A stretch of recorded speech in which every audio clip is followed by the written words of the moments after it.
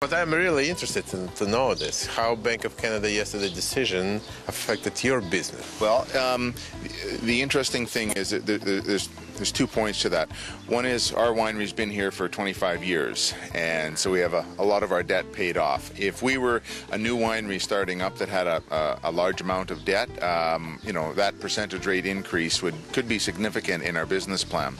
However, 25 years ago in British Columbia, our family started one of the first wineries in the Okanagan Valley in the early 1980s, and the interest rate was 23%. It went from 15 to 23% within 1 year.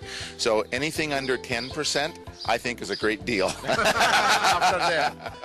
Based on history. It's a good attitude because some of the new businesses, they might be very, very vulnerable for that because they got used to very low interest rate.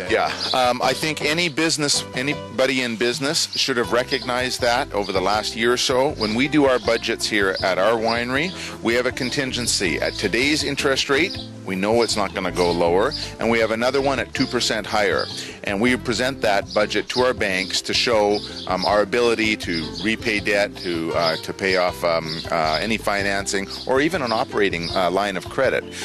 So we have a contingency that shows if it went up 2%, what does that do to our company? Are we still able to make our banking covenants, our debt-to-equity ratio, and everything? And our banks appreciate that. And I think any astute business person should be doing that as well.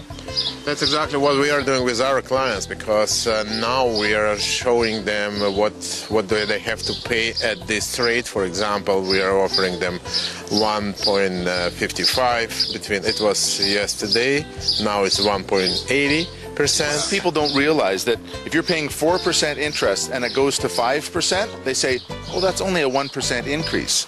Well, it's not. It's a 25% increase in the interest payment that you pay. And people don't understand that. And even more. I'm asking you this question because you are in wine production business. The production cycle is pretty long.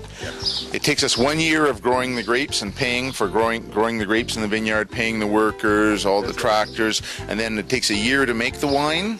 And then in some cases with our red wines, we will age them in our cellar for another year. So it's potentially 3 years of us sitting on the capital with no return.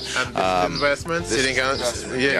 Now, you have to look at the bigger scale of the world economy, and if the interest rates go up 1 or 2%, I'm okay with that, and I'll tell you why. Because all of our glass bottles come from Europe. All of our equipment comes from Europe. This time last year, I was paying $1.58 for every euro. I'm paying $1.28 today.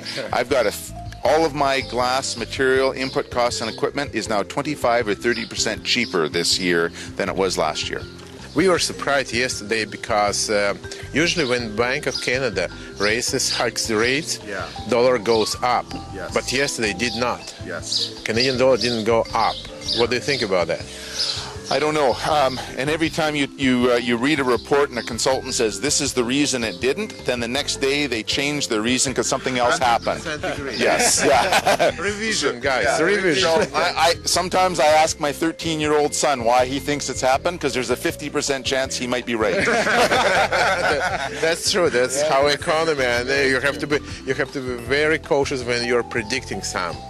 Very cautious. We have to understand there's some extraordinary economic things happening in the world. The debt crisis that's happening, that happened in the U.S. It's really leaked over to the EU market. But you have to be very careful because the economy is global now, and there is more and more things, more and more.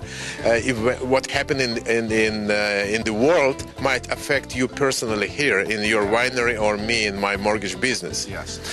As a Canadian, I believe in our country, and I believe in the strong commodity resources that we have, and I think that's going to be the amount of oil that we export to the U.S. Canada is the #1 exporter of oil in the country to the U.S. So all of our commodities, I think, are what's going to be making us strong. Our banking system, as we know, is a lot more regulated here. Thank goodness. So, everyone, the G20 summit that's happening in a couple of weeks in, Toronto, there's a lot of countries that I think are envious of the economy in Canada and the regulations we have. I can't believe I'm saying I like regulations, but in this case, it's been good. Anyway, cheers. Cheers. Enjoy your cheers. Thank you. Cheers. Great. Ну что ж, видите, какая получилась насыщенная программа. И, Михаил, я прошу неплохое вас... это дело, когда мы консультируем Да, я, в общем, вас должен поздравить. Я видел, бизнесменов. как вы консультировали владельцев старейшей вайнери в Онтарио, человека не последнего в бизнесе онтарийском. Абсолютно. И очень квалифицированного бизнесмена. Я вас перебью, Владимир, Да. но я хочу просто обратить внимание, что он сказал, что он видел многое, он в бизнесе не первый год, и он помнит эти рейты, когда были и 8, и 18%, и 20%. И он, как и мы, считает, что рейты, которые в сегодняшний день есть, они очень низкие, и когда он делал свои бизнес-планы, он их делал с двумя видами рейтов. Рейты, которые сегодняшние, и которые он предполагает, в общем-то, они были гораздо выше, которые он предполагает более нормальные. Вот два бизнес-плана, в принципе, как будет и что он предполагает делать.